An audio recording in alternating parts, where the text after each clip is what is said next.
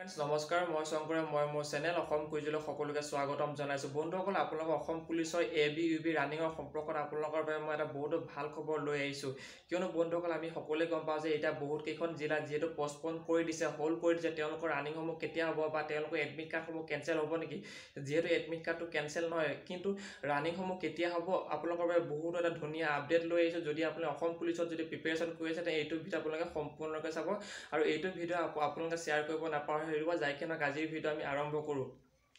so বন্ধুসকল যেহেতু বহুতে কমেন্ট আৰু মেছেজ কৰিছে যে দাদা শিৱসাগৰ যোৰহাট এনেকুৱা ধৰণৰ কেইখনমান জিলা যেহেতু পষ্টপন কৰি দিলে তেওঁলোকৰ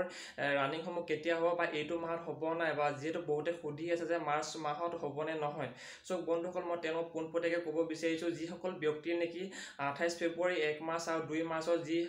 যিসকলৰ ৰানিং আছিলে তেওঁলোকৰ ৰানিংটো যিহেতু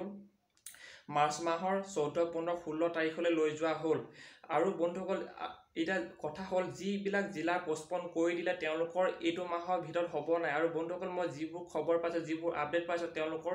ৰানিংসমূহ এইটো মাহৰ ভিতৰতে হ'ব আপোনালোকে প্ৰেক্টিছ কৰি থাকক ৰানিং কৰি থাকক যেহেতু সেইকেইখন অৰ্থাৎ 3 তাৰিখৰ যেহেতু 28 তাৰিখ 1 আৰু 2 28 1 2 তাৰিখৰ যিসমূহ ৰানিং আছিলে সেই ৰানিংসমূহ যিহেতু 14 15 এইকেইটা ডেটত লৈ আহিলে আৰু যিকেইখন জিলাৰ পষ্টপন কৰি দিলে তেওঁলোকৰ 14 15 তাৰিখে নহয় মানে 20 তাৰিখৰ আগতে হোৱা বহুতখিনি চান্স আছে আৰু আপোনালোকে প্ৰেক্টিছ কৰি থাকক আৰু যেহেতু বহুতে সুধি আছে মই সেইটো কাৰণে এইটো ভিডিঅ' লৈ আহিলোঁ যিসকল ব্যক্তি নেকি প্ৰেক্টিছ কৰি আছে সেইসকল ব্যক্তিলৈ এইটো ভিডিঅ' শ্বেয়াৰ কৰিব নাপাহৰিব আজিলৈ ইমানে ধন্যবাদ